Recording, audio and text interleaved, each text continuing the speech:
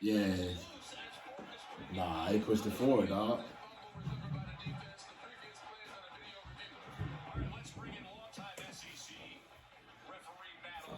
Arkansas trade. Well, I agree with Greg. This is just the opposite. Hand gets hit before the ball comes forward. He loses control. Then the hand comes. I think this is a fumble. This is a good call. I agree.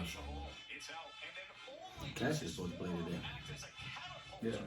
He said he didn't play last night, Keon said. He got his arm in a sling. Something wrong with his shoulder. So he said if he don't play tonight, he's going to have surgery.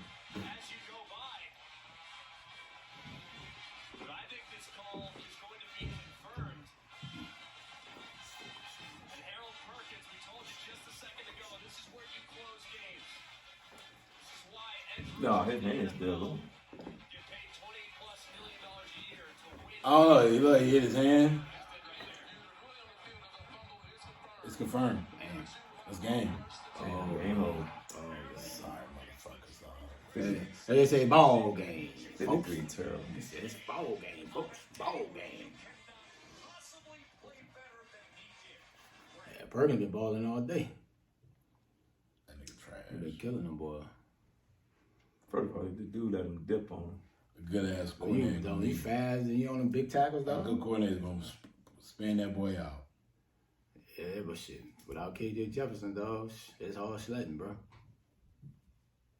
Man, experienced quarterbacks.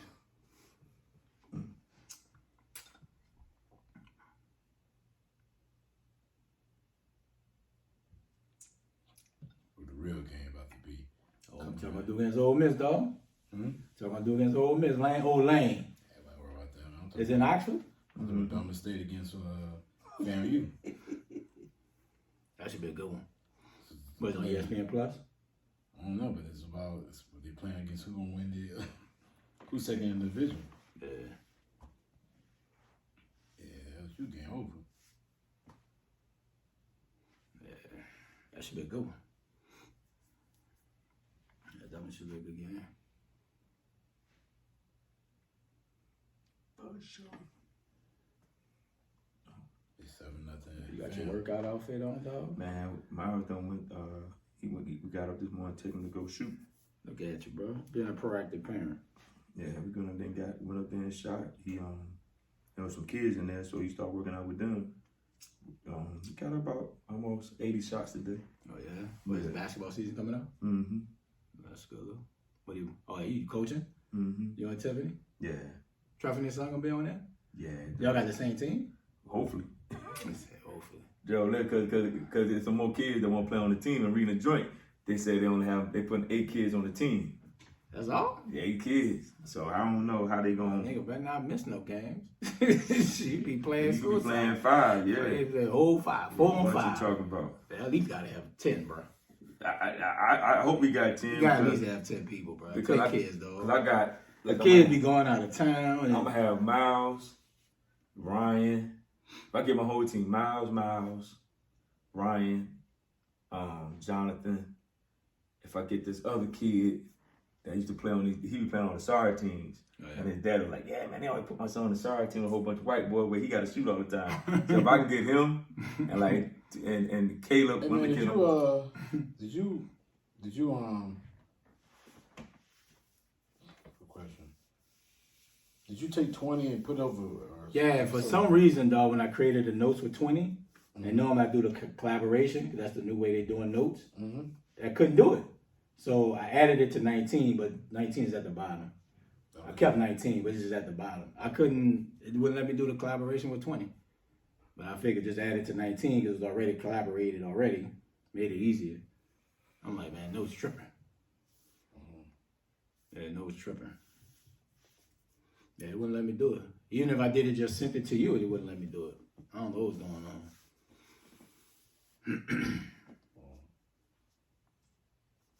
I watch he play like Dookie next week. Oh. Who they play? Who they play next week? He playing with that. He coaching them bitches, dog. Texas A&M. He was ready to run that boy out of town. Yeah, they ain't like it. Like he went, bro. Them people gonna love him down there. They don't play Texas A&M next week. That would mean 2 weeks. Next week after next. After Thanksgiving, right? Thanksgiving Yeah. Saturday. Because he went, they gonna love him down there. Yeah, that's all that matters, bro. You can all come with that country Cajun I don't even know what accent. I don't know what he did. That shit funny. Well, man, just be yourself. No, These them folk just gonna like win. it. They ain't gonna like it. No, just win. Them people down in LSU gonna like it, dog. It don't even matter where you from. Trying to come with that Cajun accent, dog. Hey, man, they probably, man, you don't get your dumb ass out of here. You damn fool. Yeah, he keep winning, bro. They gonna definitely like him. That nigga- He always gonna get talent, dog. Like even LSU, Notre Dame, he got talent. Just the school hard to. You can't, them boys can't. That intellectual is what killing them. That's what happened. That's what I'm telling you. Freeman gonna see the same thing. You gonna be like Willingham. Gonna be cool the first year. Then next year you ain't gonna be able to get JJ and Leroy and them. Like, nah, you can't get them jokers. Can't get the cut. You can't get the. That's why you think, man, at the Lil Host one with Tony Rice and all them boys, and Michael Stone break and all them, as they went time, once Rocket them got out of there, guess what? It went downhill after that. Willingham had that one good year. Charlie Weiss had that 1 or 2 good years. And then when that joint started setting in, when they can't get Leroy and Bebe, and you know, them boys ain't going to school there. Why I'm gonna go to Notre Dame? And I'm not saying them boys ain't smart. You know what I'm saying? I'm just saying Notre Dame probably got some tough academic. Yeah, they got some rigor to get in that thing. They're real strict, dog. They're real strict about getting up in there. And it's like, think about it. As much as people like talk about Notre Dame, but damn, you ain't won. Your last championship was 1980 with Tony Rice then. You know what I'm saying? So it's not like, bro, like that's a long time, bro. Yeah. You know what I'm saying? It's no better than Georgia. Nigga, y'all ain't won shit since Herschel. Mm-hmm. And all of a sudden, y'all just done took over. Now they the best. Like, come on, bro. Y'all ain't did shit in 40 years. Who, Georgia? Yeah. They rolling, dog. Kirby getting that talent in that thing. No, don't get me wrong. But if he get a fire quarterback, dog. No, the media overstate. Yeah. Nah, but he getting the talent there, dog. You know it. Don't get me wrong. He's getting talented. He's just not getting a quarterback. But shit, he won with what they got. Because his defense. When you say he's getting talent, what the fuck that mean? He getting 5-star talent. Georgia always get 5-star. Yeah, they was already top 5 and top 10. They always been 5-star. But then, okay, So what then did it's you say Kirby then? then. So- That is the reason why they're over the top. Over the top is in they won 1 championship. They're in contention this year again. Okay, what does that got to do? What's the difference between them and Clemson then? Clemson got a good program too. So then what's the difference? They got something in place that can build for a long time. What's the difference between them and Clemson? You didn't say it. What's the difference between them and Ohio State? Nothing. Like they big and talented. I'm just saying. I'm telling you, we're talking about it. Like, Yeah. What is the difference between Clemson, Ohio State?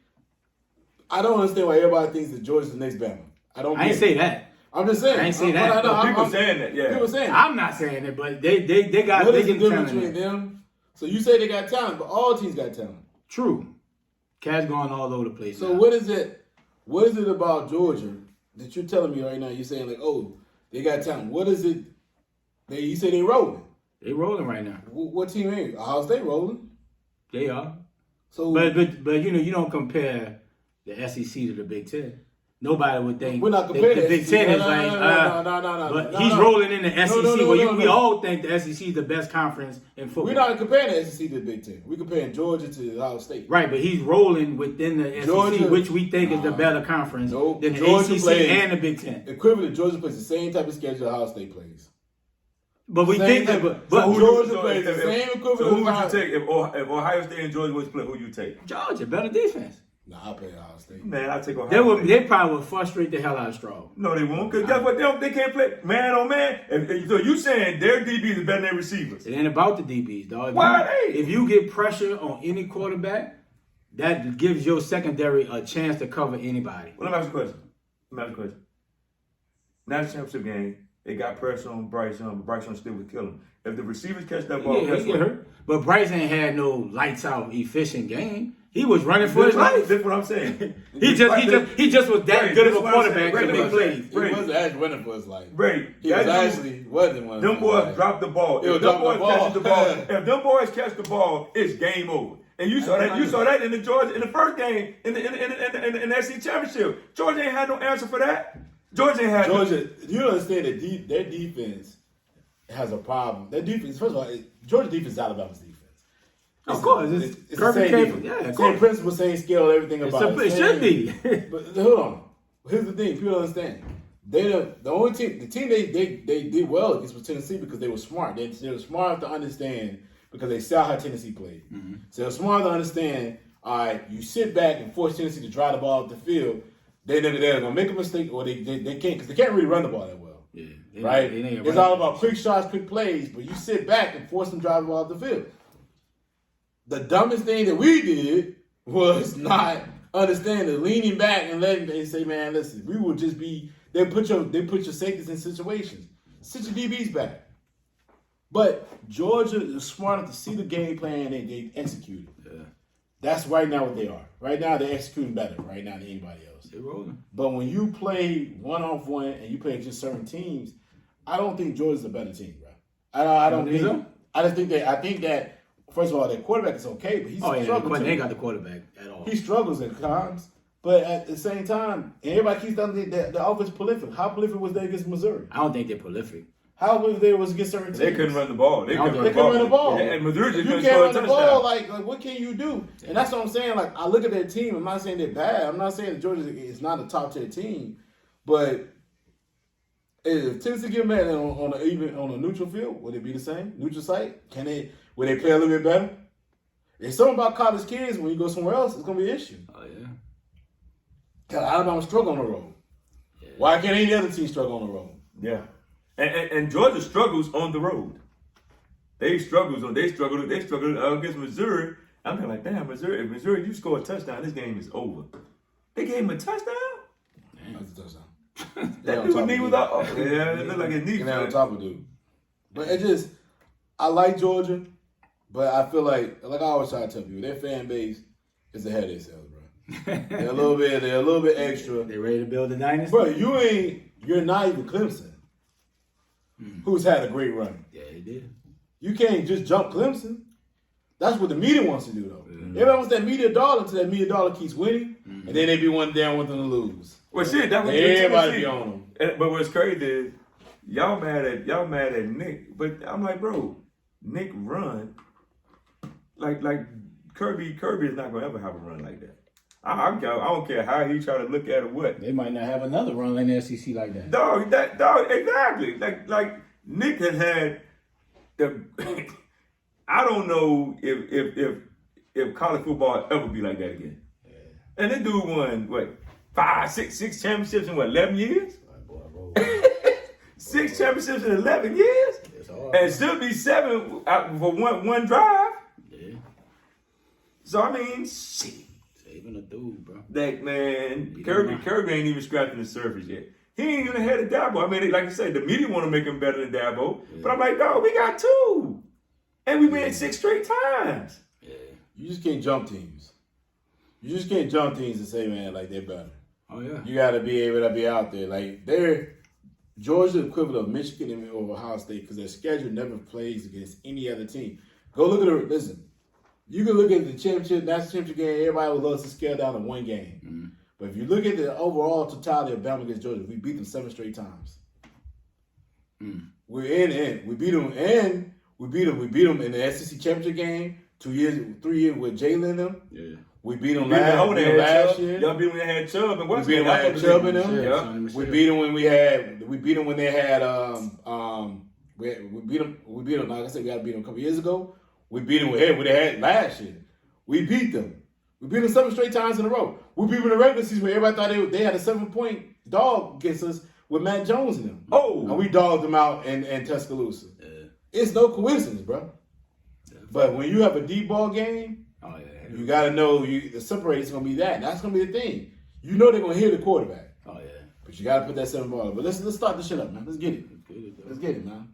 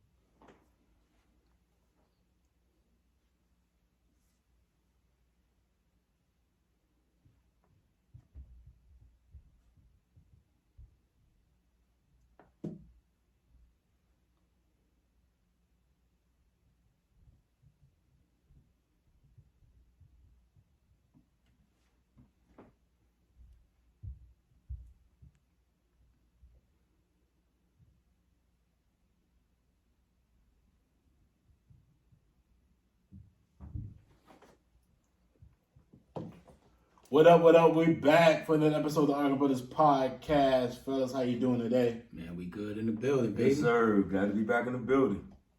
That's what's up, man. First and foremost, man, I'm glad you came in with that project right there. Oh, yeah. Let's give R.I.P. Rest in peace to Takeoff. Yes, sir. Part of the Migos trend.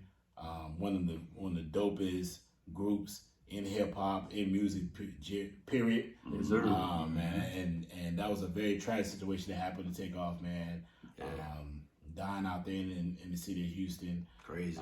It's just a tough situation going on, and all our condolences to his family, Sir. family members, friends, just everybody who's been in contact with that young brother, man. Died at 28 years old. It's way soon, too bro. young, and Yeah, bro. that's unfortunate, man. We just hate hearing that happened to him or anybody who died too soon, just die in life in general. When your life can take away from you, you don't have no control of it. It's a very sad situation. We just have our hearts out to his family. Yes, sir. For sure. So, all right, fellas, man, how you doing today, D? Hey, man, I'm doing good, man. You know, Championship. fresh off another championship. You know, Give my kids. man's applause. Coach D in the building, DSprings. Yeah, man, my kids. Saban Jr. No, Yeah. Dabo Jr. Nah, neither one. I'm DSprings. they got their own name. I got my own name. It's DSprings. But nah, I'm just happy for my kids, man. They fought to the end, made some plays down the stretch, you know, to get the win because it was a tough game, you know. But I'm just thankful for them. They did everything we asked them to do all year, so big ups to them. Yeah, man, that's good look, dog. Yes, sir. Especially how you told me how y'all won.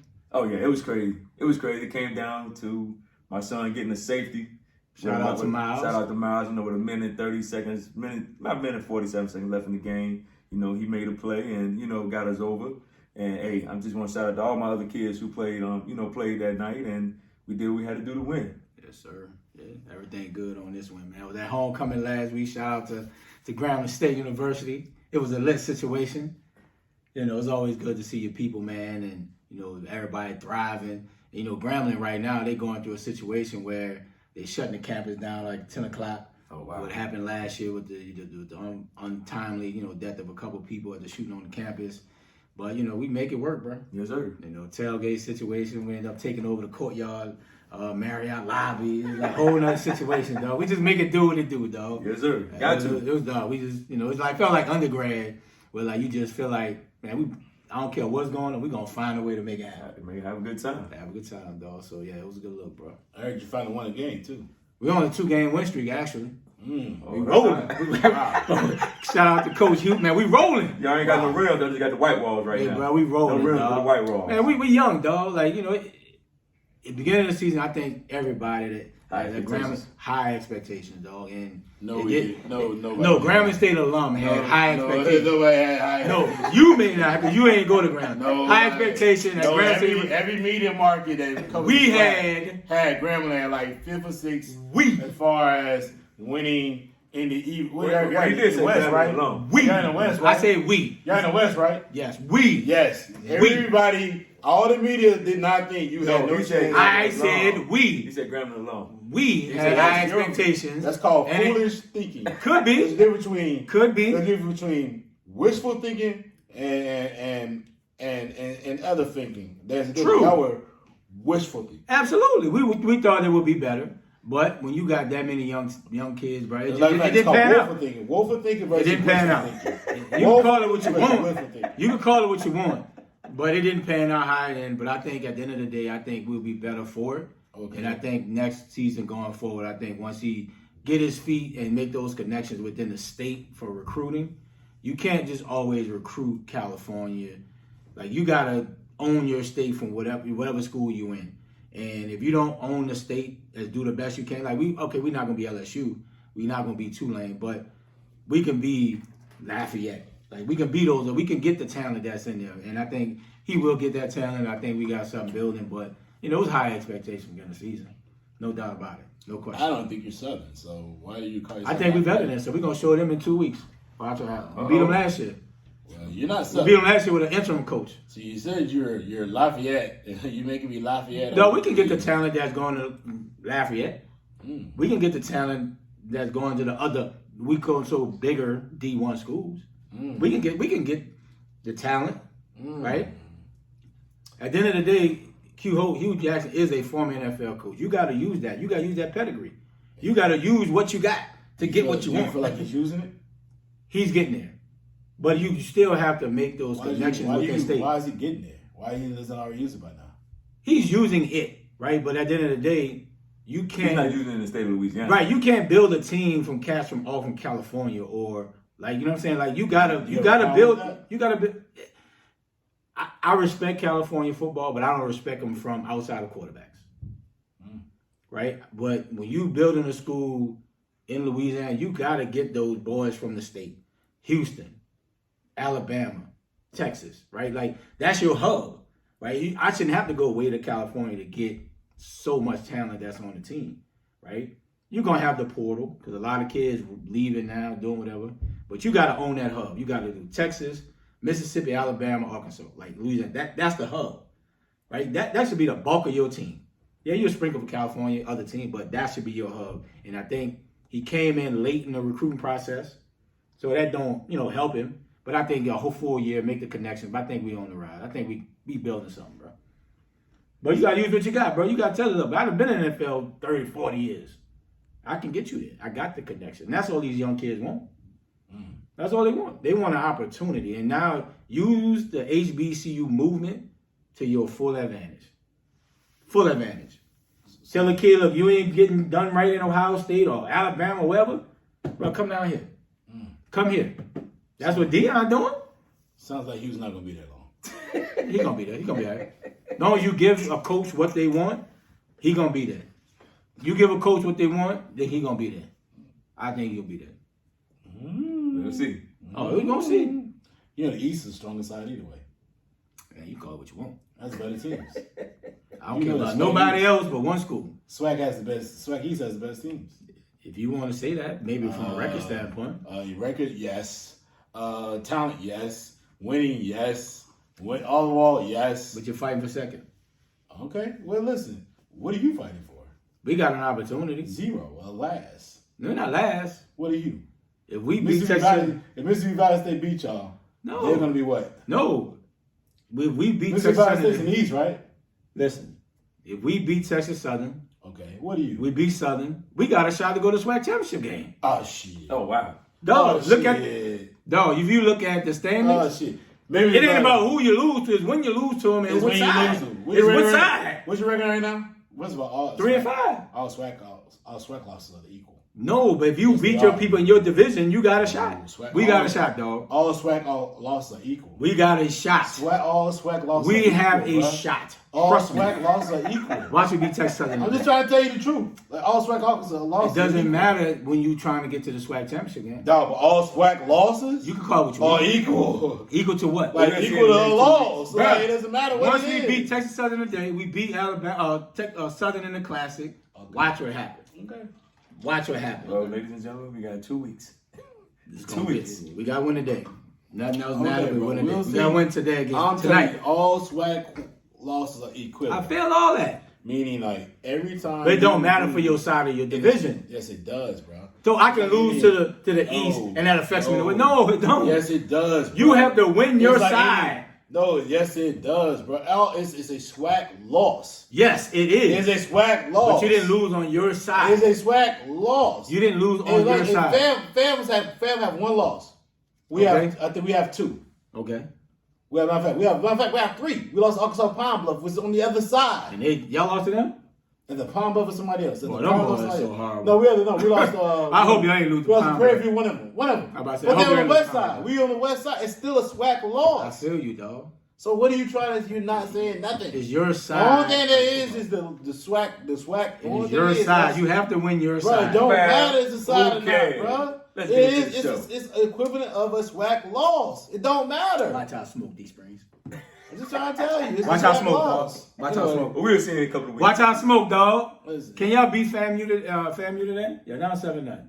No, why are you worried about our record? I'm just looking at We way better than you. I'm just looking Look at our the record. total. Hold on. Look at our record say. Our record, they 5-1, we 4-2. I get it. What's your record? We bad. And we got Ricky head coach too. I You got one too, right? go. But we got one. We We got a 3-6. freshman quarterback too, right? We got one too. Listen, So what's the man. difference? Listen, Don't try to play us. I You're can not answer- good, I can- Gremlin. you're not. Gremlin State I can answer University the is question. not a good football program. Can I ask a question? No, you try to just gas yourself up. You should gas yourself down.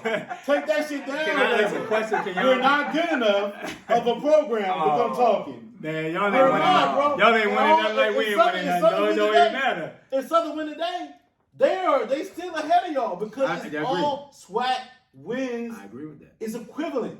But the Mississippi Valley, I think, is on the other side. We went out. I try to tell you that, Listen, bro. you got 2 weeks. We got 2 weeks. Just telling you. We're going to bring this back up in 2 weeks. At the end of the day, bro, like I just told him, you can't tell. We 4-2 in the SWAC. You was like 2-4. It don't matter. Like, yo. Y'all on one side Hey, or yo, the other. yo, that's on the side. Why the side matters? Sad matter when you go in that SWAC championship game. No, swag side matters. when you trying to win games. But at the end of the day, we're a way better program. We're the rookie coach. Y'all winning now. Our rookie head coach. Yes, y'all winning. Okay. No question about it. I All give you right, that. what I ain't never deny that. I just want to say, bro. We not good. I tell you that. Oh, we see. We The record, see. Yeah. the record says who we are. We see. The record says who We we are. have seen No it. question about it. It is a very known fact. You're not a good team. All right, moving forward, man. Let's get to the first top of the day, Thursday nightcap. Can we get like a Between the Falcons and the Panthers. crickets? Man, this is. Man. If we can flex that I mean, we can game. do a real. I don't watch the game, so I don't watch the Falcons play. Why? So why would I care, bro? Are you changing for Bryce? I've been saying it. So why you ask me yeah. why? You asked me No, why. I'm like you saying. haven't known it. The people may not know. The people know because I say it every week. Hey, he's on this thing. Look, he wants them to tank. Dog, They not really really. tank, They're but not even trying to tank. though. You just don't. bro, Look, you 4 and you. Yeah, you they go, terrible. you're 4-6. The division, the best team right now is 4-5. Yeah, Like Tampa's gonna win the division. I think so.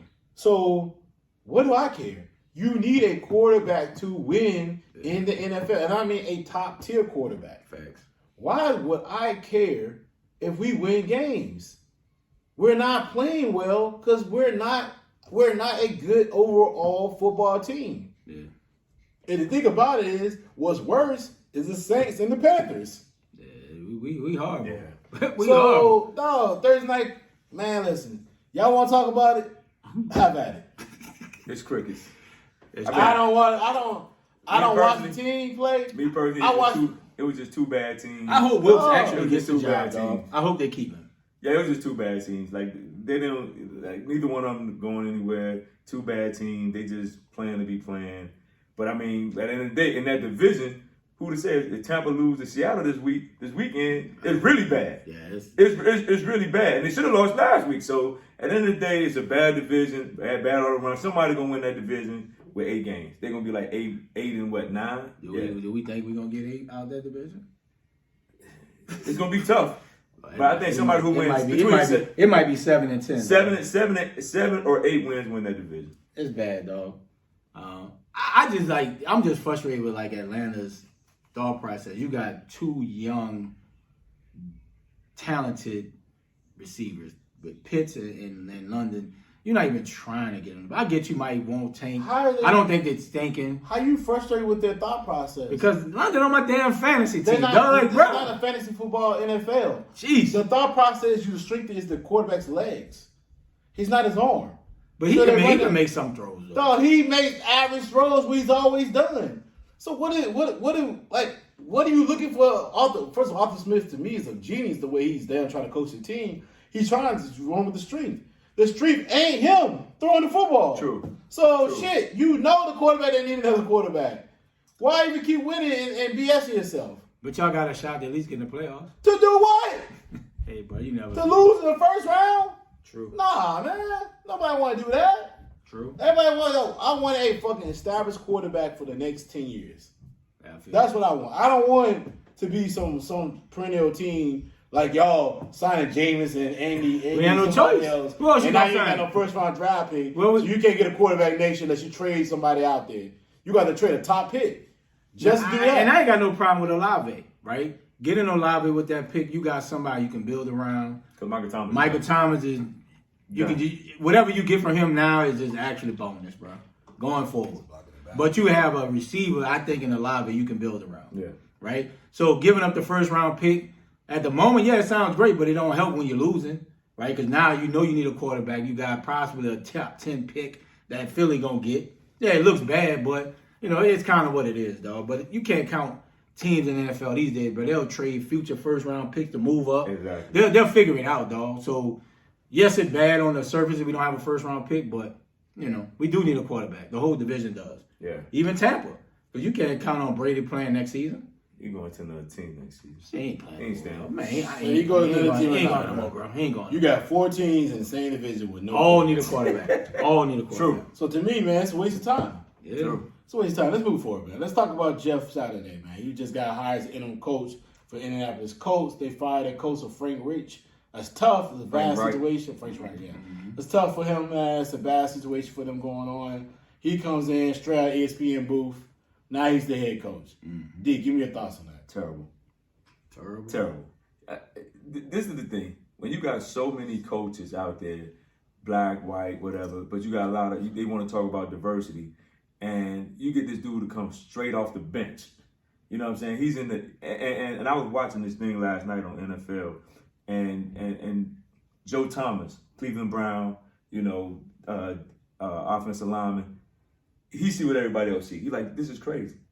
This is crazy. You got all these other guys who've been sitting in line, pulling up their own bootstraps, coordinators, offensive coordinators, defense coordinators, and then you just bring this guy off TV to coach your team because y'all have a good relationship or you've been a consultant to him the whole time. It's not cool. It's not cool. So what you telling other guys? You know what I'm saying? What are you telling everybody else who putting themselves up by their bootstraps, going to work every day, trying to become a head coach, putting in the time, putting in the connection with other people, and these guys don't get a chance. You bring this guy off the bench because y'all cool with him? Stop. It's just a bad look. It's a bad look, and I think, it's gonna continue to be a bad look. And then you bring in an offensive coordinator who ain't never been an offensive coordinator. You see what I'm saying? It's a bad look all the way around. But the penalty gonna be on them. Because if you don't come in and win the next couple of games, what you gonna say? You know what I'm saying? He gonna get a pass because he's a brand new head coach off the bench. But if it was anybody else, it'd have been a problem. I just think it's a bad look for the Colts. I think it's a bad look just in general. Yeah. I ain't gonna say it. I think it's a bad look. But at the end of the day, these owners gonna hire who they want to hire. I get it. You hire your friends. People do it all the time. My question is, when Irsay made the statement of he hasn't been tainted by the NFL, right? You got coaches, I'm looking at their roster, bro. You got Cato June, former NFL player, right? Kevin Mawai, plays center O-line, experience. You know what I'm saying? Like, you got people you got people on your staff that has been around the NFL a very long time, that's been in the coach system and the franchise for a very, very long time. You don't think you got Gus Bradley could have easily been the interim head coach if you wanted to fire somebody. You had John Fox. Bro, I didn't even look at that. You got John Fox. You got John Fox on the staff to where you bring a total outsider. You're going to lose the whole entire locker room, coaching staff, everybody. So you telling me now, Jim Irsay, you don't believe in anything we're doing from a whole entire staff, right? To bring a total outsider in just because he's smart, just because he's the center for Peyton Manning, just because he's the center for Aaron Rodgers. This is a bad setup for going forward. Unless he's going to name Jeff Saturday the coach going forward, why would any coach want this job? For real. Right? Because now I'm tainted by the NFL because I've been in the NFL for a long time. Why would I take this job? Yeah. Right? So I don't like how he approached it with that point. But you have, Reggie Wayne could have been one. If you didn't want nobody tainted by the NFL, it's his first year coaching. But this the part. It's just crazy. Right? But it's a good old boy system. These $1 billion gonna move how they want to move. It's their team. They kind of do what they want. I get it. But at the end of the day, don't shit on your coaches that have the experience. Who have been there. In the franchise. And you had one bad year. Frank Wright had it. He was the darling of the NFL 3 years ago. Yeah, he had Carson Wentz last year. They faltered down the stretch. But, come on, dog. You shitting on your staff.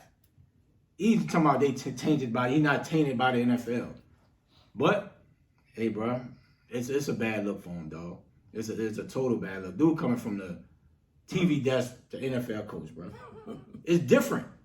It's different being a head coach in that hot seat versus playing center for a team. But ain't never been a special teams coach. No, he ain't been a quality control coach or nothing. Yeah, It's terrible, dog. I feel like the issue is, man, it's just that do he have the real experience to run an organization for at least 8 games? Because right now it's an 8-game resume right now. It's an 8-game evaluation. Do you have enough experience to run those 8 games and be able to command the respect of the team, command the respect of the players moving forward?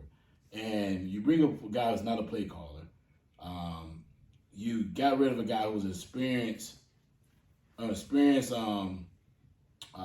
coach, offensive coordinator and whatnot, quarterback coach, offensive coordinator. Got rid of him. We got rid of the OC. Like, when difficult situations happen this past season, by the way, I mean they play a very difficult team this week, by the way. Who does he turn to? Mm-hmm. Because the OC is not. He's never called different games. He's never called a game. So, and then like, who's gonna create this game plan to make y'all successful? And another thing, you're playing with a quarterback that doesn't seem to be below average as far as a starter in the NFL. Mm-hmm. So, like, what is this? Like, what are you guys tending to do moving forward? Because it just doesn't seem like this is going to be a recipe of success. Yeah. Like, and then to carry it on by saying like, all right, we feel like, he's not tainted or he doesn't have these issues, or and him saying, it was a great speech on just Saturday. He said like, oh, if I suck at this, it is what it is. But you also putting other people's careers and jobs on line. Yeah. Right. Like other players out there who's out here trying to make a living for themselves and their family. Mm-hmm. Like they're not looking at it worrying about whether you are going to evaluate greatly as a head coach. Like they're not worried about that. They're worried about the fact, can you win football games? Yep. For a team that had Super Bowl aspirations. Like it's crazy the thought process on what's going on. Mm-hmm. And that's the problem they have. Yeah. Like, it's just a bad situation overall.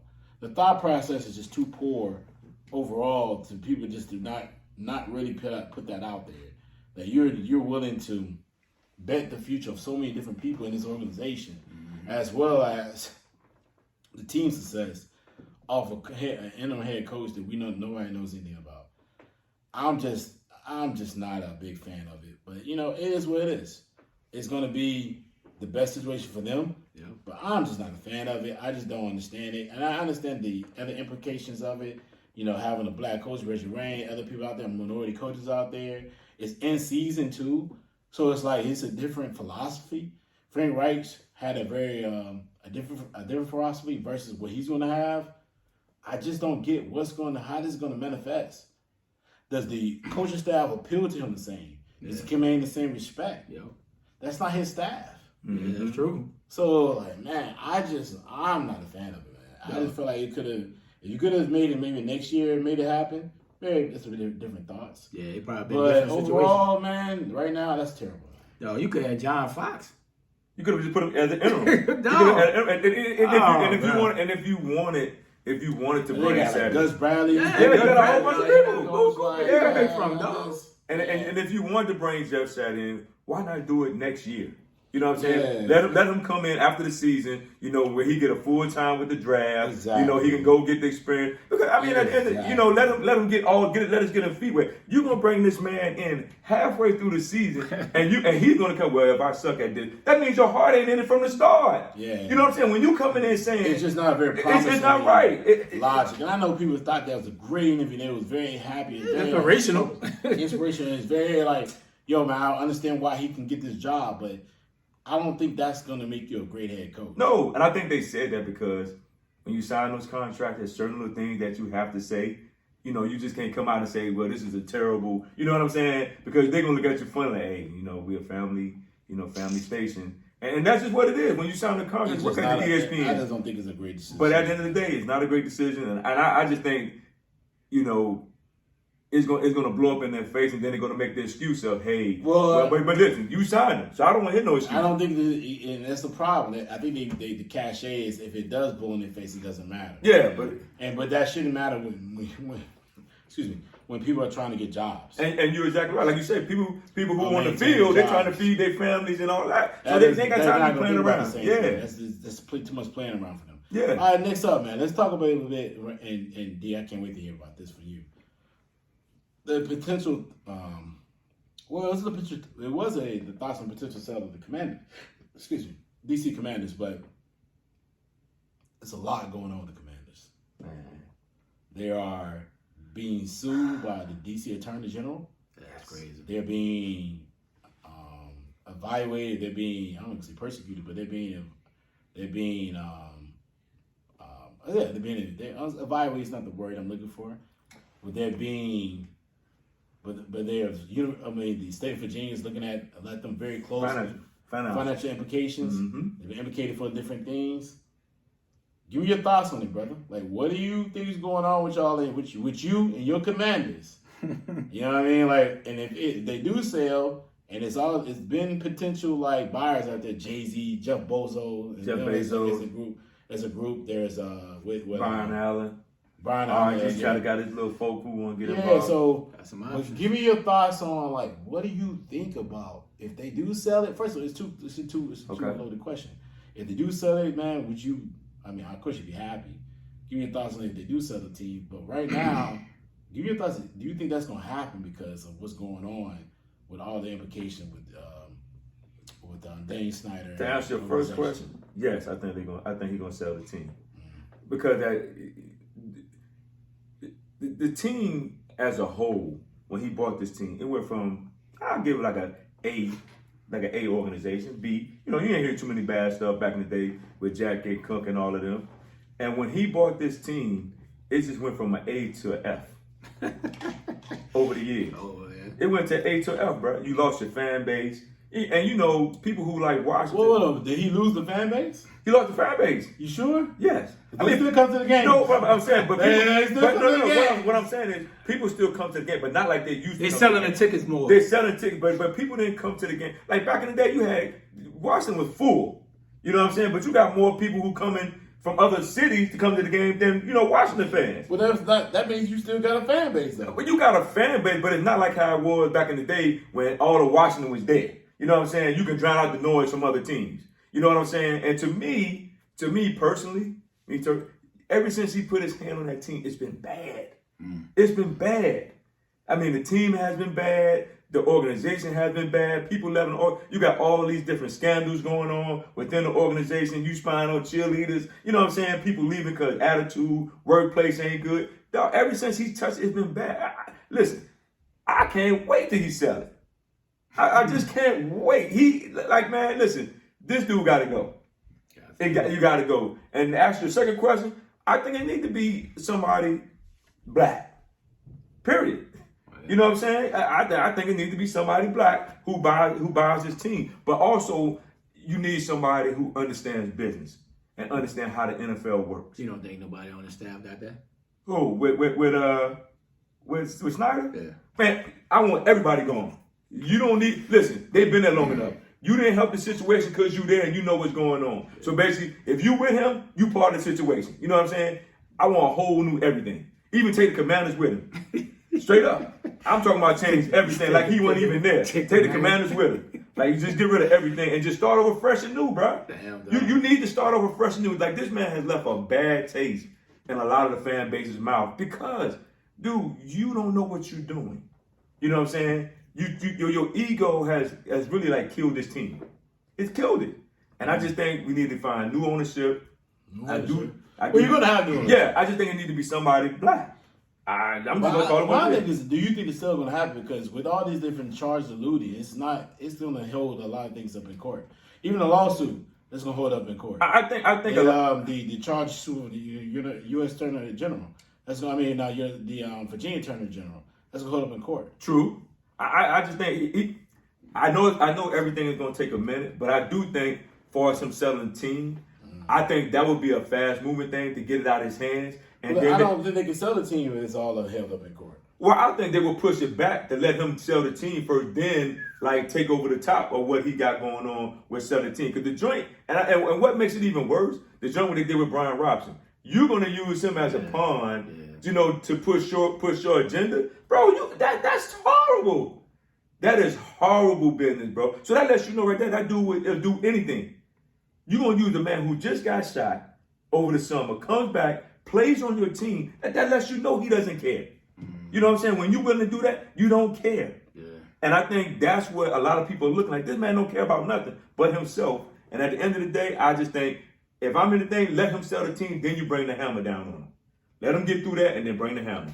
I say bring the hammer before you sell it. To prove it. You know NFL going about proving points. You know they're going to tell you. But at the end of the day, I think the NFL wants him to sell because it's just bad press for the whole entire shield. And I think he's at a point now, like, he's done enough bad within the organization, bro. He should want to clear his name and just step back, get out of it. And to have potential ones like Byron Allen and Jay-Z, Bezos, RG3 in the group or whatever, I think it'd be good for the NFL because the Commanders is one of the flagship type franchises, right? When the Hogs and all them were rolling, like, they're one of the big time ownership in the NFL.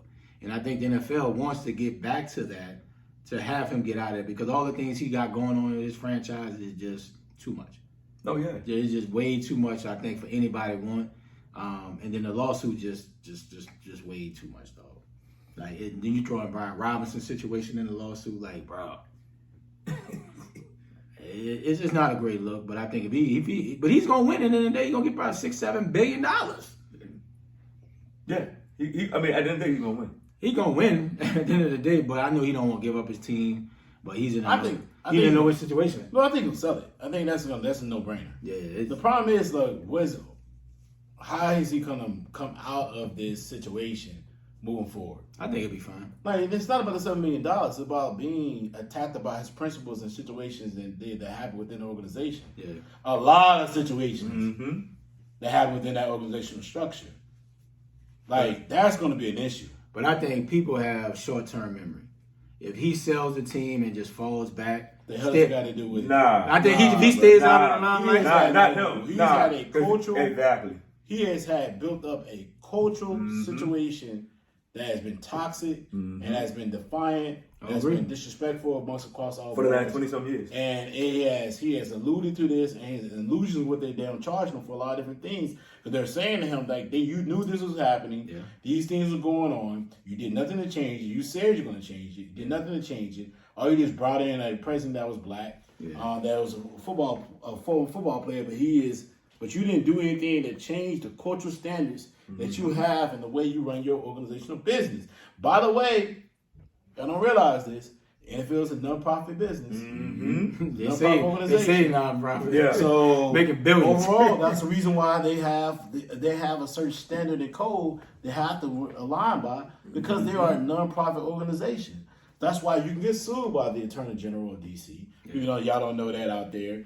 Let me give you a little nugget. That's why you get sued by the D.C. Attorney. That's why you get sued by Virginia. You can get sued by Maryland. Maryland looks into it.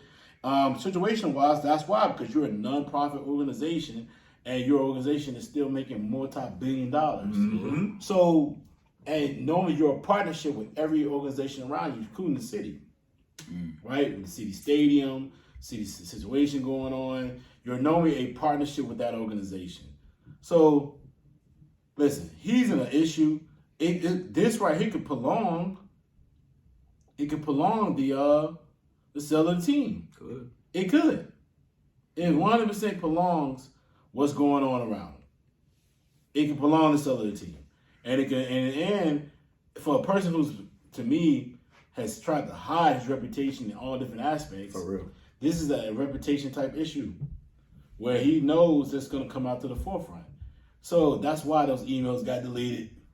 Exactly. That's why those different things came out there, but that's why the NFL tried to release those emails. And that's why Gruden's gonna move forward too. So now he's in that situation. I mean, you know, his situation moving forward with the NFL. So now he's gonna come out even more that he had more to do with what was going on with Gruden. So you know, I just think and I think not just him. I think other owners are involved, and that's what Goodell is trying to protect. Yeah. But at the end of the day, dude, that's just what it is. a lot of stuff is going to come out, and a lot of people are going to pay for some things that they didn't think they were going to get paid for, and they're going to be hidden under the carpet. But it's going to be these transactions these that you've done in your lifetime. Yeah, We, as far as other races, have to get paid for our different situations that happens. Why not? They should not be in line with that. exactly. So it's not you shouldn't be a turn away from us or anybody else. It should be anything else. It'd be the same damn logic. Exactly. So we're gonna that's all y'all situation, not ours. All right. So let's move forward, man. Let's get to NFL pick'ems. Let's do it. Now for the NFL pick'em. You know it. Can you say it again? And now, I've already hit the button. You Bro. probably butchered the whole. I've already hit the button. He done butchered everything up. I've already hit the button, bro. All right. So first up, Seattle Bucs. Seattle. Upset? Yeah, you can go ahead and start off. Seattle. Go ahead, DSprings. Seattle. Upset? You know, upset. I mean, they're in Tampa. No, they're playing overseas. They're in playing Munich. Germany. Germany. They're playing Munich. Germany game. I got Tampa. Yeah, I got Tampa in this game too. I just think Tampa's gonna have a better rapport right now. Even though Seattle's playing well, They playing I well. still think all Tampa's right. gonna win that thing. Next up, Vikings Bills. DSprings. Man, oh, Josh Allen. He might play. Give me the Bills at home. Give me the Bills. With Josh Allen out. It don't matter. Case Keenum will get it done. All right. Can I say if Josh Allen plays or not? Nah. That's not it, bro. You in the rock? What are you doing? I'm going with the Vikings, bro. I think Mr. With my man Kirk Cousins was on that plane like he was getting it. I got the Vikings. This is a game that it can be back and forth, but I do think the Bills will win this one. A very close, nail-biting type of game. Field goal type of game. I got the Vikings in here. Man, Kirk They're Cousins right now. Kirk Cousins was vibing on that plane, boy. He was like, Next up, Cowboys Packers. Who you got? These friends. Cowboys. Got them Cows. Yeah, I got the Cows too. Too much defense. Cowboys too much defense, but I think the Packers gonna win this one. Ooh, Upset right here. Packers on the hard to get the L against the former team. I got them, man. Yep. Next up, Chargers 49ers. Who you got? 49ers. I got the Chargers, bro. I got the 49ers on this one. Just the team that's just too physical for the Chargers. Chargers do not like playing physical teams, bro. They do not like a physical organization, a physical environment. They a team they can play with. They have to be physical with them. Be tough. Keelan Allen's been out. Williams been out.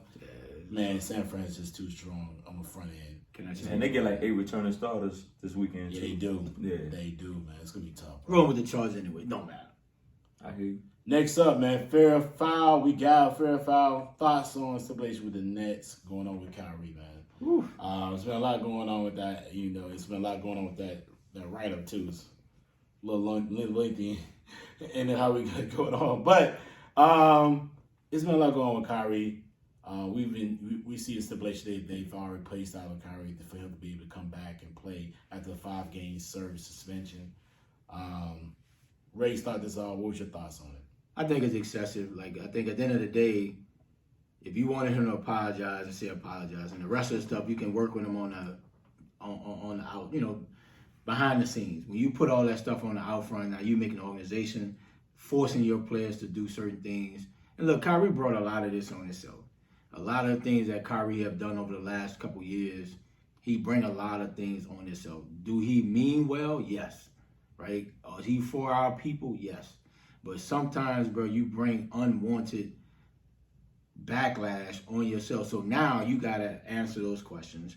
Now your teammates got to answer those questions, mainly Kevin Durant, right? He's the superstar of the team.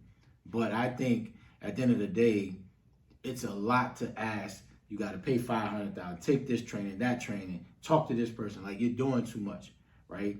If you suspended him 5 games, let the man come back. Now they aren't sure when he's going to come back. And I think now it's like, at the end of the day, if I'm the Nets, just trade him. Because it's going to always be a topic of conversation. Let the man play. If you don't let him play, just trade him. Send him away. Because everybody's going to always ask that questions. And I think it's just way too much excessive, all these stipulations that they want to put on Kyrie. Now, Kyrie could have just dead all this and just apologized. Whether he mean it or not, just apologize, bro. Like, all right, I apologize. And he could be playing right now. He did apologize.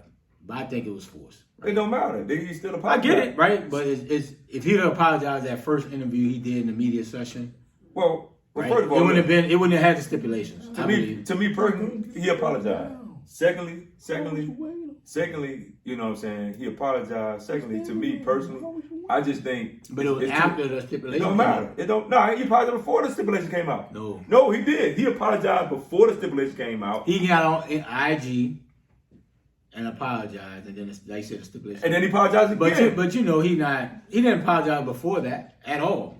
That's why the stipulations came about. I thought he apologized twice. He didn't apologize twice. It was on that IG. Well, he apologized. My thing is this. It's excessive. To me personally, come on. Once the man apologized, it should have been done.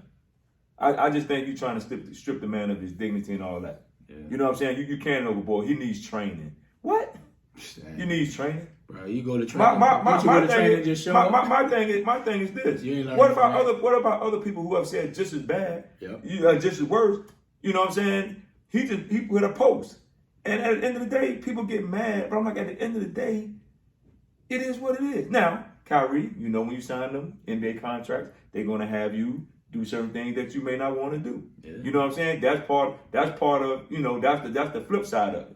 You know, but at the end of the day, I just think the Nets, just go ahead and trade him. They got to. And because for me, I think they still mad about he didn't get the shot. I think that's compounded with this. And I think they're trying to, like, you know, overcompensate for what he didn't get the shot. So, okay, then now this happens. Me personally, just trade Kyrie. Just trade him, get him off your team. Let's see what happens then. Because guess what? You can ask the question, but you don't have to answer if you KD. You don't have to answer. You don't have to answer if you other teammates on the team. You're like, look, I don't want to talk about that. We can't talk about basketball. We're not talking about nothing. And that's but they just get tired of the same questions over and over. And that's my point. You don't have to answer these questions. And I think the Nets is doing a poor job because I'm like, bro, you know they're going to ask your players these questions. You need to go in and say, look, if we're not talking about basketball, we're not asking no questions about Kyrie. Kyrie is suspended, and then we'll just deal with that later. And like you said earlier, it should be dealt with behind the scenes. I mean, training, man, listen. Ain't nobody dealing with that training mess. Like, nobody ain't paying it, though. Ain't nobody paying that training. You go to training, then what? Exactly. I'm just showing up. Because I'm going to still feel the same way. Yeah. No matter how you look at it, Kyrie still is going to feel the same way like he feels today. Yeah. So no matter you can go to 25, 30 trainers, I'm going to still feel the same way, and that's just what it is. Bottom line. It don't matter, though. It's terrible. Yeah, like, I'm just showing up just show because you told me. Exactly. It is what it is. And so they got paid like $500,000.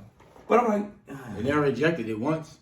I mean, it's a lot of stipulations, man, but I don't understand. I'm like a lot of people different. I don't understand how can you levy ace? And here's the thing, man. I understand the situation in general, but how can you levy that type of situation on a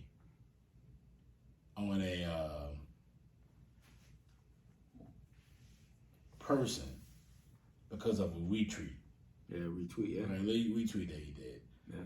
It seems to be a very systematic approach on tearing down an individual when their views and thoughts and their frame of mind is not aligned to what you may think of what it is. And Kyrie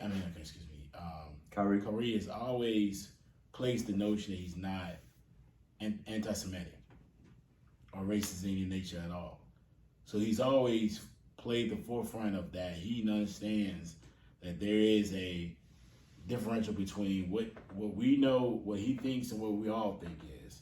And he understands that he's educated in certain aspects of what's going on from an environment standpoint and from a past standpoint, that he's not trying to play that notion that he's anti-Semitic.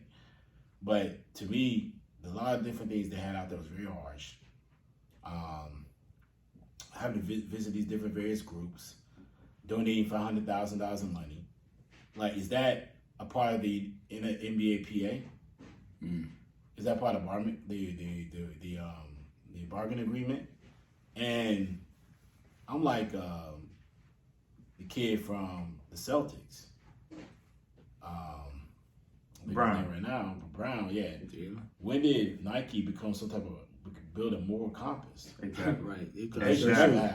Exactly. Like, so all these organizations who have moral compass all of a sudden, why and when did you become one? Mm-hmm. When did you become an organization that focus on the moral and the respect and the nature and the ethics and the frame of mind of human beings and across all boards? Like, I don't recall some of these organizations being on the forefront of different things going on. Like, I don't recall Bank of America or other organization canceling accounts on people too. And I'm relying on somebody else, but canceling accounts on people when they have a different frame of thought on somebody else. Yeah. Like, because you can't do a village of business. Like Banks was taking dope boys' money. Miami was built off of dope cocaine money. Mm-hmm. So it's very known fact. So it's just like, when did these associations come out of nowhere? To me, it's becoming a frame of mind of like people is just, they're taking their own approach to things. They're taking their own thoughts to things. They're trying to apply to whatever it is. And you're supposed to have a layer of ethics and morals and foundations and rules and regulations that even though you speak certain things and it cannot be favorable, mm-hmm. it still does not dap it into other things in life. Yeah. It's just too much crossing these points. And yeah, man. I mean, I think Kyrie should have said, I don't think he had to say I'm sorry. He said what he said. But I feel like, you are going to come to a situation, a victim of circumstances. But it's just like, at some point, you have to, when is enough is enough. Mm-hmm. And I think he only apologized just to try to potentially play ball again. I think that's what he ultimately, when he want to play ball. Whether he apologized to play ball or not, people have done more to do less. Exactly. True. So, like, I'm just not understanding where the moral compasses came from. Yeah. It's kind of a ridiculous situation for me, to be honest with you. America is free speech, bro. Free speech. No, it's not. Some. No, it's not free speech. It's payment to it. Mm-hmm. And I'm just like, I don't understand. Like, I understand that it's harmful. The video was harmful, and you take it down, you move forward. But the whole crashing down on the way they've been doing, man, it's been ridiculous, bro. It's been ridiculous. And that's got a lot going on, bro. Well, like Jaden say, the ones who are out here trying to be moral, we know they're not. It's not a moral compass. I don't understand. Like, when did you get one? Yeah. And it's been a known factor that people don't have a moral compass in this country. Exactly. Oh, facts. Right? You not watch. If you watch every campaign of every voting session, there ain't no more compass in them voting situations. When they be posting, I ain't just talking about Trump. I'm talking about all across the board. Mm-hmm. If you ever watch the voting, you ever watch the videos, mm-hmm. you watch the commercials. Yeah, for real. Like, I'll be like, what moral compass that is? That's not a moral standard at all. Yeah. So it's just I just don't get it, bro. So it's a certain situation where, it is what it is, and we just got to figure out what's moving forward on it. Do you think he play again for the Nets? Yeah, I think he'll be back on the court. Mm-hmm. I think that's a no-brainer situation where I think it's coming. But I just don't understand everything else aspect of it. So, Lord have mercy. I think they trade him. Who you gonna trade him for? At this point, bro, bad press is not good press. Well, everybody says I think you're gonna trade it. Everybody says they're gonna trade Westbrook. Yeah, but I mean, to do what? I think they'll trade Kyrie. It's just bad press, though. To do what? Yeah, I just think it's too much bad press. What is bad press got to do with trading him? Yeah, I think it's just because there's gonna always be questions. He's gonna continue to get the same questions all the time. He's not gonna answer it. It's just too much chatter. And if the owner don't keep wanting that bad press, I just don't want it around my franchise. But it's gonna remain around. I mean, as long as it's around. But I think it's still gonna be press around them when you trade them, because the question gonna be, did you trade him because of this? You see what I'm saying? Or did you trade him because he didn't get the COVID shot? Because it's always so. I mean, trading them and leaving them there, it's not gonna matter. Yeah. I mean, because guess what? As long as KD there, then it's gonna always be a question. It's gonna always be a question. Yeah. So I mean, if anything, you got to trade both of them. If you're gonna trade one, you got to trade both of them. Okay, he might request a trade. Who knows? You know, because I mean, at the end of the day, that's what it is. Like, long as either one of them there, they're gonna be like, well, how you feel about them trading because of this? And You're answer that not question. trading Kyrie. He's on his last year of his deal. He's on a 1 year deal. That's attractive. Would you have a circus behind it? No. They're not trading Kyrie. Nobody's trading for Westbrook. Nobody's trading for Kyrie. What team would even care to do it? Shit. He's a defensive liability. He ball. He's a defensive liability. Kyrie is a dog. He's I a would deal with defensive the defensive liability. The team right now is 4-1 without him. I would deal with it. They're 4-1. 4-1. 4-1. So what is he gonna do with it? It doesn't matter. I would deal with Kyrie not playing. Great. You may deal with that. If you're an organization that's trying to win a championship, because that's the only thing he's going for. Oh, of course. Why would you make that change? Listen, We're gonna make that change. somebody. If you're Milwaukee Bucks, would you make that change? Hell yeah. Absolutely not. Shit. Depending on if I ain't got to give up a lot to get him, add to the punch where I got Giannis. Well, you gonna give him a lot. I got his defense. salary. I got defense. His salary's almost $40 million. You're gonna have to give him a lot. You're gonna have to. If, like I said, if I'm a contender and I need an offensive piece, I got defense around him. Hell yeah, go get that. But if I'm the Bucs, I'm not gutting my team, no. No. But if I can get him on the cheap, bro, I'm going to get Kyrie. Kyrie's a dog. We know that. You're a top team. You're not trading for him, bro. Shit. You're not trading for a dude that's is out here and issues every day of the week. He do. He got a lot of baggage. Issues or not. A lot of You're baggage. not gonna trade for Kyrie because it's just a situation in general, bro. You're not doing He that. got a lot of baggage. No It's question not about it. happening. Nobody's gonna make a trade for Kyrie, bro. It right, won't happen, but I think from an owner standpoint, just to keep the questions down, a lot of the bad press that's keep coming with Kyrie every time because you don't know when he's gonna go left again, and we gotta go through this situation again. I could see them trading him. I could see it. Kyrie's not gonna be traded. He probably won't. But like I said, it's a lot of money, but I think at the end of the day, if I'm an owner and I'm tired of Kyrie's BS, you're a championship type of quality team, and they're not trading. they may not win a championship with Kyrie. They're not trading for Kyrie, bro. It's gonna be interesting though. I wouldn't be surprised if it happens. I wouldn't be like, damn, I didn't see that coming. They're not trading for Kyrie. Moving forward, man. Let's talk about the start of that lousy start for the Lakers season, bro. They're 2-9, 2-10. Shit, 20, A lot, 10, 11, a lot going on. Let's talk about it, bro. Like, what is it about their season right now? Give me your thoughts, Ray. Give me your thoughts about their season right now, and is there any hope of turning this around? No hope. When you got AD not giving you max effort MVP every game, your best player is the 20 years in the league that's injured right now. He just can't carry no more. And you thought AD would be that guy. Now, Russ is playing a little bit better, being a sixth man. But like you said, the NBA is about three-point shooting. Everybody shoot 20, 30 threes a game. And the Lakers just don't have it. And the one thing I thought when they got rid of Melo and all these older guys from last season and bringing in the Lonnie Walkers, the Brown, Kendrick Nunn coming back, I thought they would be better defensively, and they're just not. No, they are better defensively. Somewhat, right? But they could be better.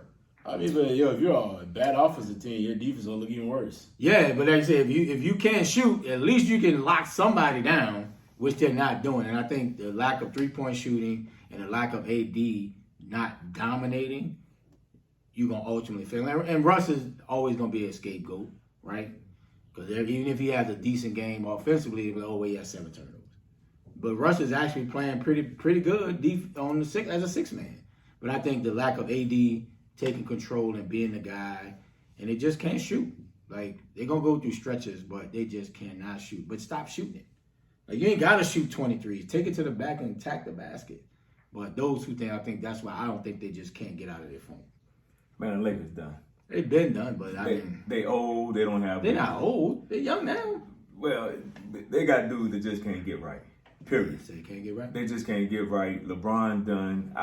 He's having these injuries like Kobe did down the stretch of the latter part of his career. AD is AD. Yeah, he played good, but then you don't know what you're gonna get out of him every night because AD injury prone. You know what I'm saying? So I just think they need to find some pieces where they need to go ahead and bust that team up right now. Keep who you want, and then try to trade. Do you trade AD? I mean, I would.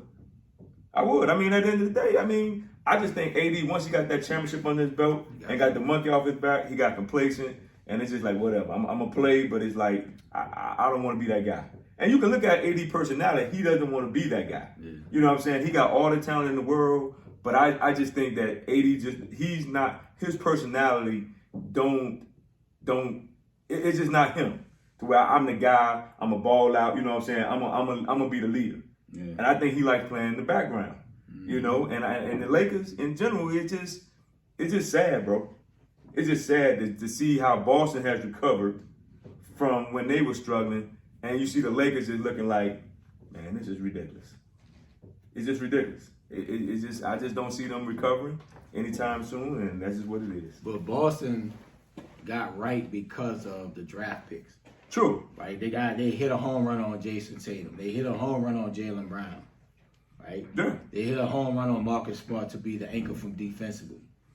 Like they built it and got right off the draft picks.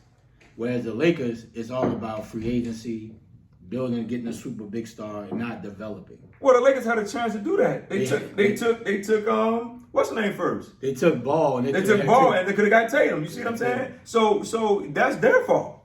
Yeah. Their bad drafting is what got them in this situation. But they always been about star power.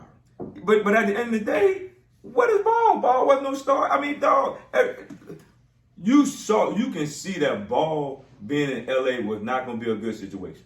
You can see it. Yeah, hometown kid. Yeah, he a hometown kid, dad, you know, a great marketer, you know what I'm saying? But at the same time, mentally, he wasn't built for that. Yeah. And you can see it. It's not his personality. Jason Tatum, you think about Jason Tatum being in LA right now, you probably don't get AD. Yeah. You know what I'm saying? And you got to think, too. You might even still get AD. You just getting a cool Tatum. Yeah, but this is the thing, though. You had Ingram. You had young talent that where you could have been even in a better situation now if you would have just played it out. They were young at the time. Yeah. But if they would have just played it out, they might have been all right. They might have been. The Lakers might have been all right if they'd have played their position and not, did all this switcheroo and stuff and just played their position. But I think getting Brown, I think that elevated the we don't have time to develop. Yeah, but at the end of the day, dude, you got to develop. Well, okay, your mindset is okay. We don't have time to develop. Well, your joint is worse now. Oh, they bad. They bad. But I don't think Ingram will be the type of player he is with LeBron. Because he wouldn't have the ball in his hand as much. But I think as time went on, LeBron started getting hurt. Yeah. So that's where Ingram would have been that dude to say, okay, I'm that guy. Yeah. You know what I'm saying? I just think the Lakers was too quick to shift things around instead of just riding what they had. Yeah. But that's LA though. LA is about big stars. Right now, I ain't got time to develop nobody. And I think signing LeBron accelerated, we got to win a championship now. Because he came in at, year 17, something like that, right? We got to win now. I mean, you got a championship out of it. But after the championship, look at the consequences of it. Oh, of course, that's any team. Yeah, but the consequences... When you sacrifice your future for right now, you got to deal with what's happening right now. And it's bad. It is awful, bro. It's bad. Like, nobody watches it. I tell one of my friends, he like the Lakers. I'm just like, why are you even watching this? Like, it's horrible, bro. He got hope that they might turn around, dog. Man, listen, they need to figure out who can they trade to get a better roster. They can't trade nobody. Other than LeBron or AD. Nobody don't want them scraps. You see they can't trade Russ. Nobody, Indiana don't even want him. I think a lot of teams don't want LeBron either. True, because you know if you trade for LeBron, you gotta change everything for him. And he's not that guy no more. He's just old, dog. For all the time undefeated. Yeah, I feel like that's the thing we gotta always consider is that LeBron's not what he is.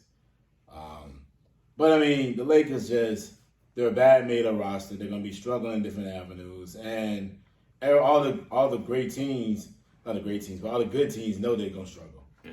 Like all the good teams know they're gonna struggle in the back. But then, first of all, let's stop BSing each other. Give the other teams on the East and the West credit. The talent on these teams in the West, especially, are better than the Lakers. Oh, without question. And whether you bring in whatever trade you're gonna make, it's not going to just give them a commanding leverage as far as talent wise. Yeah.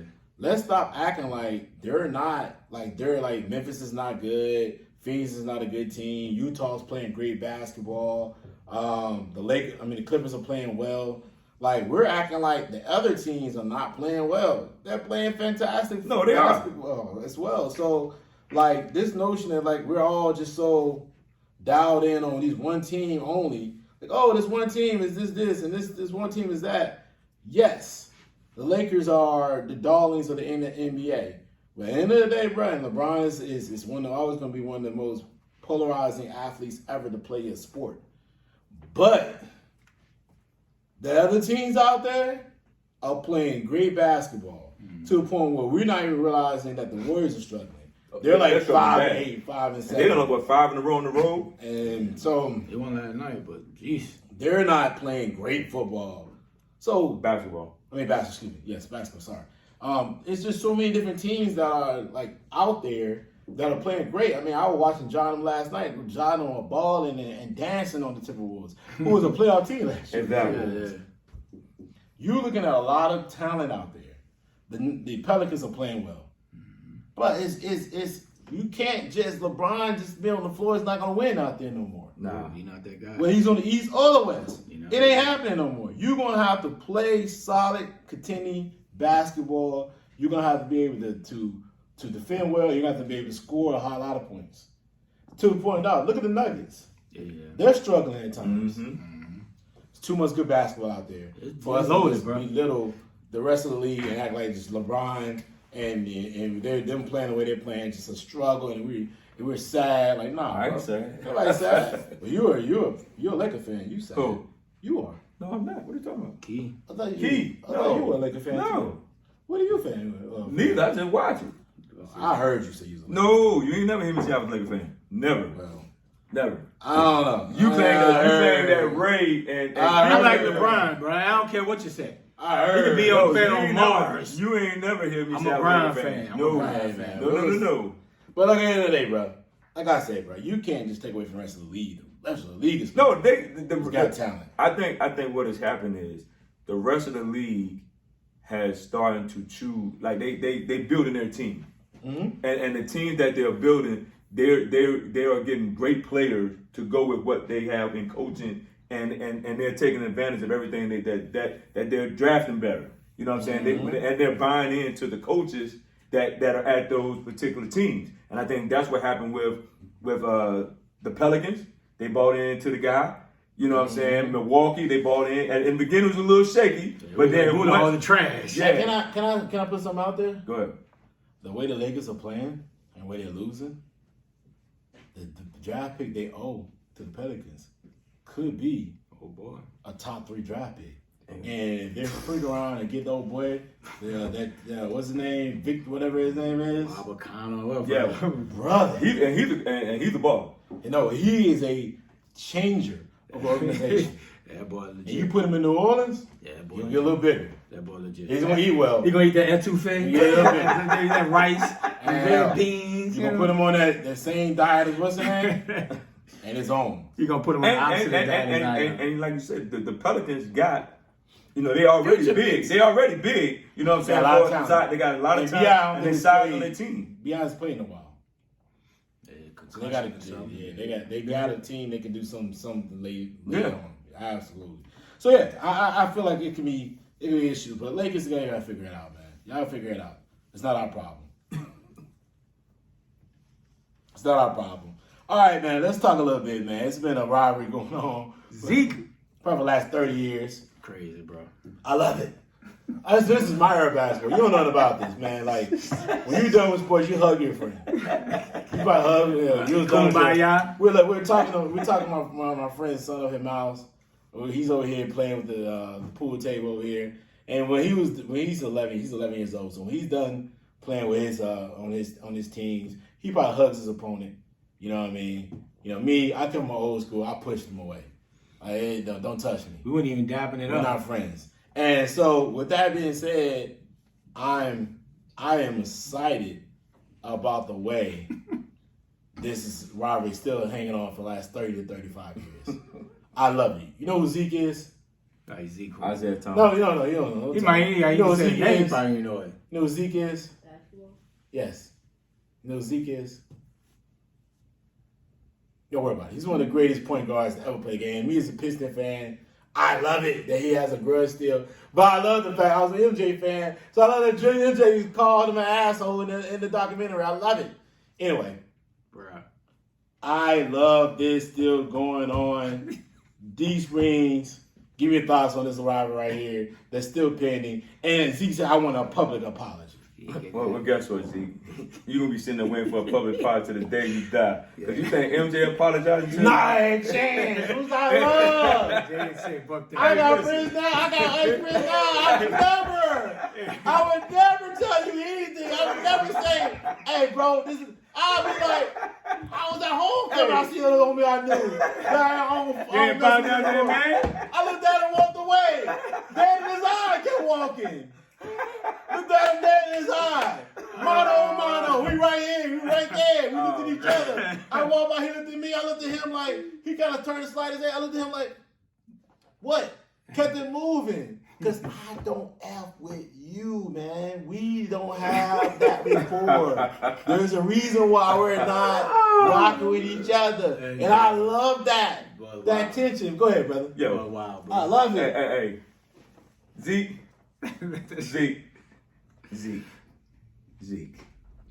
Just go relax, bro. Because you think MJ apologizing to you? You, listen, bro. Let it go.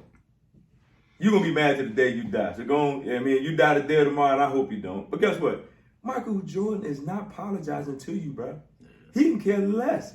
And Jordan probably should have like, man, look at this clown. Hey, that's how you feeling. Like, dude, stop, bro. Just go. And a public apology? Are you serious? You've been mad at this man down there, 40 years? 20, 30 years, 40 years? Go, bro. Just go sit down somewhere. Look, it's over. Let it be. The more you talk about it, the more, to me personally, you just making it worse on yourself. Because you're making yourself look bad. Thinking that man gonna apologize. You come on, Zeke. You're a grown man. Let it go. Yeah. You didn't make the Olympic team. You know what I'm saying? They didn't want you on there. Just deal with it. You gonna go back in time and play the game? Come on, bro. Let it go. Michael Jordan is. Listen, I get it. Zeke, you one of the greatest point guards to ever play the game. Mm-hmm. But you're not Mike. Yep. And you think Mike apologizing to you? No. You should have been a man and went and shook the man's hand and you wouldn't have had this problem. You know what I'm saying? But you walked off the floor. So guess what? You made a deal? Deal with it. It's all on you, guy. Zeke trying to keep his name relevant, man.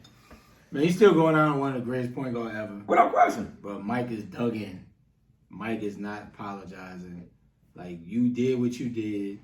Stand on it. Don't even, just let it go, dog. Like, y'all bro, bruh, close to 60, bro. Bro, let it go, dog. It's not going to change who you are as a basketball player, all-time legend, all-time great point guard in the NBA. There's many people that don't give you apologies for stuff that they did. Mm-hmm. Does that change how you operate, how you move, how you operate your life? No, dog. MJ is just, dog. MJ is still petty. Like, come on, dog. Like, bro, Isiah, stop it, dog. Like, bro, cut it out, dog. I get it. You upset. You want to public. You know that's not gonna happen.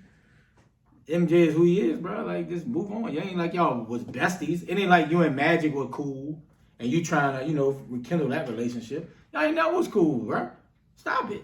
Just forget about it. What is it gonna do if he apologizes? What is it gonna change? Nothing, dog. Mike ain't coming to your funeral, big dog.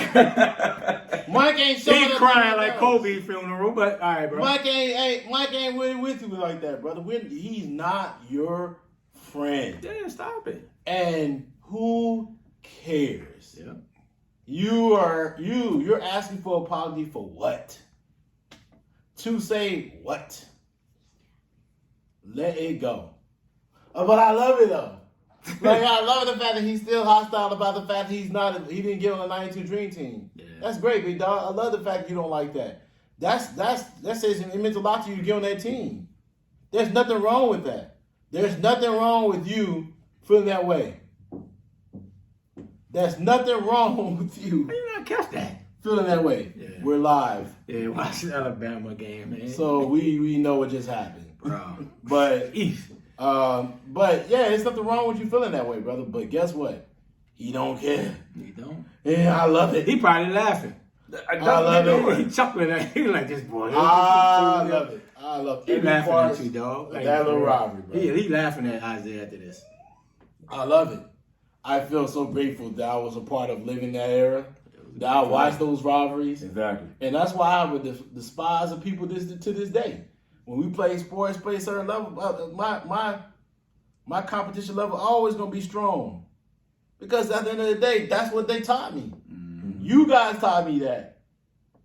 Yo, you do not like the opponent. You don't rock with them. Yeah, we ain't friends. Hey, you trashola. Oh yeah. And I'm gonna tell you. Oh, we gonna talk all day. I'm gonna tell you what I feel, and I'm gonna do it. So that's all the same, Lousy. That's how we were raised in our foundation. Thanks. So thank you, Zeke and Jordan, Zeke, because you should not pull up on somebody's funeral you don't like. Exactly. Shouldn't go. You shouldn't go. If you don't like it. Absolutely. You put your hand out to dap me up, and I see you. Keeping it moving. That's your problem, not mine. I'm gonna walk right past you. You see us on the ground. I know people know. You know what it is. I walk right past you. I don't care, and you know me. I don't care. It feels nothing for me. Yeah. Because that's how it was raised in the system. Thanks. I don't have to be disrespectful though. There's no need to be disrespectful. Just not speak to you. Folks, don't be disrespectful. Right past you like you ain't You don't have to disrespect anybody. Take them down. They can make them beneath you. That's not the case. Silence the killer. But you can just look at them. Keep it moving. Make sure they know. I know you see me. And just keep moving. Oh, 33 is probably more. Tex King said he's $35. We probably 36, but they say 31. But yes, we were petty and had a great time. Yeah. Amazing time. With a brand new stadium that's not cheap like Grambling. So, moving forward though, man. Next topic, folks. Outside of Grambling being third or fourth or fifth, whatever division coming up. Let's talk a little bit about your squad. Because Ray put this out there. He wants to talk about this. Hey, bro, it's hot. Finebaum says the dynasty's over. Ray started off, bro. I think it's over from a standpoint of Alabama just running through the SEC. I think now he's going to have 1 or 2 losses every year, right? You can see, like, he's not getting the level of DBs like he used to. That D-line had 2, 3 depth, 5 stars. He no longer has that. And I think that's why Alabama struggled over the last couple of years, because they just don't have the depth like they used to. So the dynasty, Saban always gonna be relevant. They're gonna have a shot, but I think running through the SEC like he's done over the last 11, 12 years, that part is over. And I think that's why you may not see Alabama win a championship every other year or every year like they've done in Saban's reign. So I think from that standpoint, I think it's over. Can I jump on that? Go ahead. So first of all, what just happened is ridiculous. But anyway. You do know, because you and Keon are very interesting personalities. I think y'all speak on things without research. And with research comes the fact that you would know that Alabama's 2021 team, 2021 recruiting class number 1. The number of 2022 recruit class is number 2. The number 2023 right now is number 1. So there's there's no reluctant on talent. The talent's there. Problem with Alabama's right now is coaching. It's the secondary coaching. It's not secondary. No, not secondary. Not the secondary, like the secondary. But secondary coaching being offensive and defensive coordinators. The coordinator coaching, the levels at that level, it's just not the strength anymore. Mm-hmm. That's the problem they're having. You can always, first of all, Georgia and Tennessee schedule always allow them to go. They can go at least one. They can lose 1 or 2 games. Always, because they don't play the strength. They don't play the strength of the SEC, which is the SEC West. They just what it is. They don't. They don't play the strength of it. Florida play Tennessee every year, right? I mean LSU. Oh, you said Tennessee. I'm sorry. They don't play the strength. Georgia tends to have an offsetting schedule. They play Bama, I think, every 4 years. And they don't play they can play certain teams throughout. They don't play always elite competition every year. Just the truth. Just the fact of it. Mm-hmm. They don't. They play LSU, I think, every 3 to 4 years too. Yeah. That's how their schedule bends. That's how the schedule bends. So they're always not going to play the strength of the SEC, which is the West. Can Alabama get back on track? Yes. Do they need to get rid of coordinators? They're going to have the overall. He's going to have to make a major move from that perspective because it's just not there. Whether it's Bill O'Brien, whether it's Pete Golden, you're going to have to change your strategy of how they are coaching these athletes because that is what you're seeing. You're seeing an issue of the fact that they just don't have the coaching principles they had in the past. Mm. And a lot of that comes from them having he has a lot of coordinators over head coaches. Yeah. So that happens. He's got to get back to those principles, and that's his issue. That's his issue he's having, and that's what he's having for. It's not helping that there's Bama fatigue. And I'm going to show you a play in a minute. You're going to see it, that they just caught a PI on earlier, that they're not going to call a PI on the other player who pushed off, right? Because there's Bama fatigue. Mm. But, listen, Nick knows what he needs to do. Yeah. Nick's got to understand he can't cater to these players no more. There's too many players fumbling the ball. They just had a fumble earlier with the kid. The kid just fumbled JoJo early. Just fumbled the ball. No need to fumble the ball. Just caught the pass, run. What you fumbling for? like it just doesn't make sense. And that's the issue they're getting behind in different angles. But that defensive principles, they got to get rid of that guy. Mm. He is just not the coach that understands how to utilize his talent. He may be an X and O's person. He's not a talent person. Mm. So go ahead, D. It blows me that people who watch college football a long time, some of them understand the game, some of them, don't understand the game. But you listen to a guy who never played the sport. You know what I'm saying? He might have hung around in locker rooms or whatever, got stories, but he never played the sport. And I'm like, everybody give everything to Paul Finebaum, whatever, but at the end of the day, he never played. You know what I'm saying? He don't know what it's like to coach. He don't even know what it's like to sit out there and try to talk to 18, 19, 20-year-olds and to get them up ready to play every week. And everybody is using him like he's that guy, like he knows college football better than anybody else. And I'm like, I get it. You done been around, you done been in different, stadiums, whatever, blah, blah, blah, but you never played. You never had to deal with getting ready to get these guys ready every week to try to go undefeated, or at least if you do lose one game, have a chance to get in the playoffs. And as far as the dynasty goes, what I see out of Alabama right now is I just think it's a lack of concentration. I think they do have players. I think they do have what they need to get it going. I just think it's a lack of concentration. You having too many miscues. You getting penalties, and that comes with a lack of concentration. Everybody was high on Tennessee, but at the end of the day, Alabama put up 50+ points in the game. You see what I'm saying? So it's, and I'm like, what do you? I mean, at the end of the day, you're going to have close games. I don't care. College football, there's going to be a couple of games where you're not going to play your best, but you find a way to win. It's just that this season, Bama is losing the games that they found a way to win, and not because they're not playing hard. It's because concentration. paying attention to details. And they're not paying attention to details in a lot of things. And that's the sad thing about it.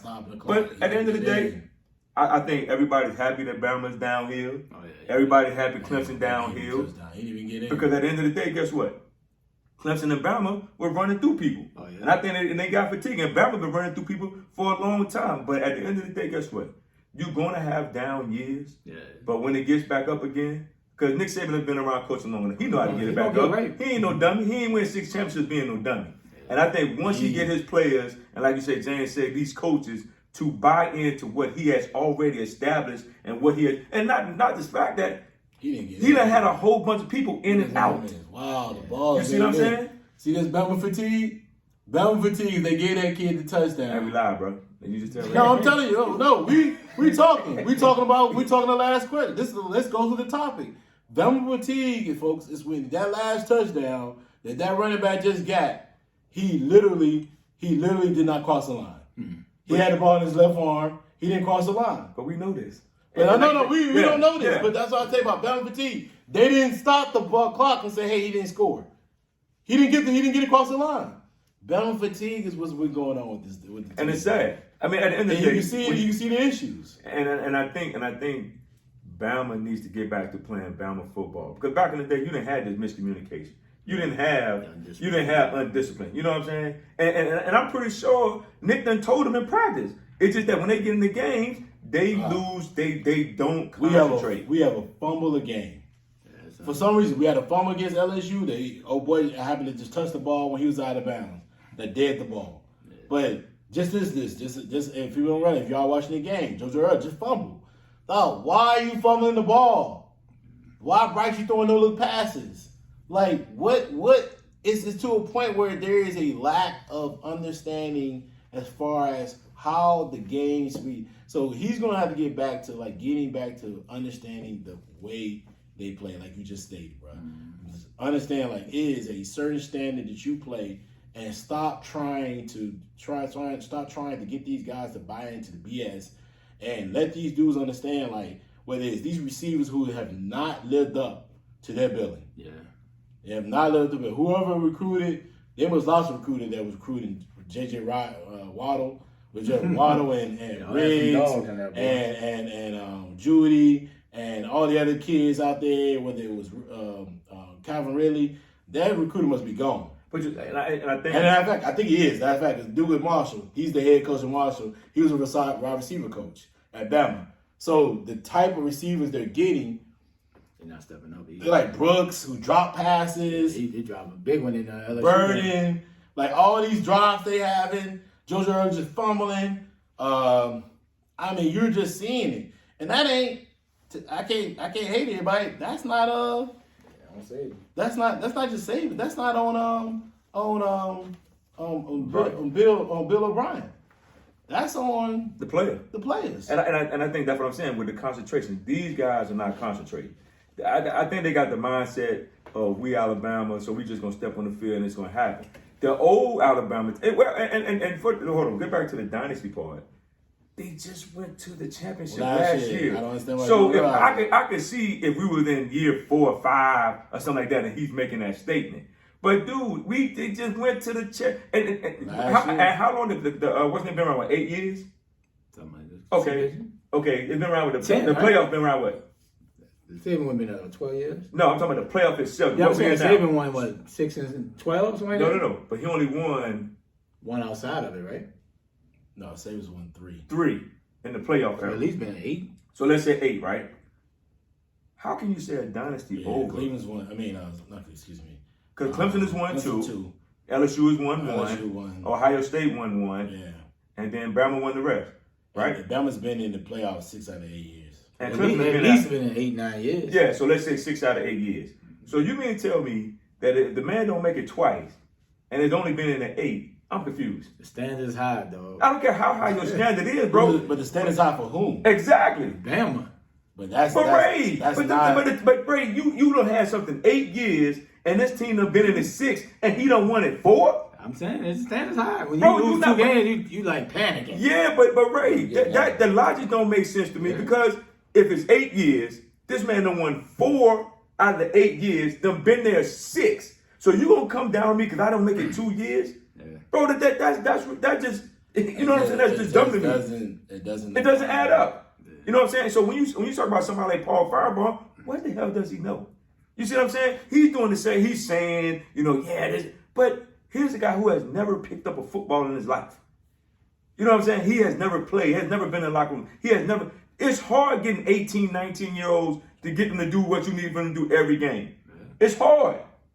And then I think that's where I have an issue with people like Paul Finebaum. Well, the Dynasty over. Wait a minute. You ain't coaching nobody. Yeah. It's hard. I just think Bama is a lack of concentration. And 2, you got to think, Nick has changed coaches more than anybody in the nation. And he's still playing at a high level. Yeah. It's just that every now and then, you're going to have a drop-off in a year. Yeah. I mean, it's just what it is. It is what it is. It's going to be interesting. It's going to be tough, but I just think that... I would love to have those problems. I mean, I agree with you. Especially if I'm a team who always get my head beat in every week. Yes. Yeah, losing 2 games, bro. I love to have that problem. Without question. It's all good, though. All right, man. That's the last topic of the day, man. Good topic, good show, fellas. Let's get our final thoughts before we get out of here. D, give me your final thoughts, man. Oh, man. It was a great event last week, I'm waiting to do more like that and get our name out there even more and continue to, get our faces known to the people and continue to push forward and get this thing on the right track. Great show. Thanks for supporting us. Keep doing it. Okay. All right, man. Great, man. Yep. Great show, man. Great show again. Man, like you said, man, thanks for everybody that showed up and that came through the hoodie season last week. Excuse me. It was a great time. It was a good time to fellowship. That was a good time. Hope y'all bought. There's a lot of vendors there. Hope you bought something. And if you didn't come through by our podcast station, man, next time we do something like that, definitely come through. We love to talk to everybody. Yes, sir. All right, bro. Ray, get us out of here, brother. Out.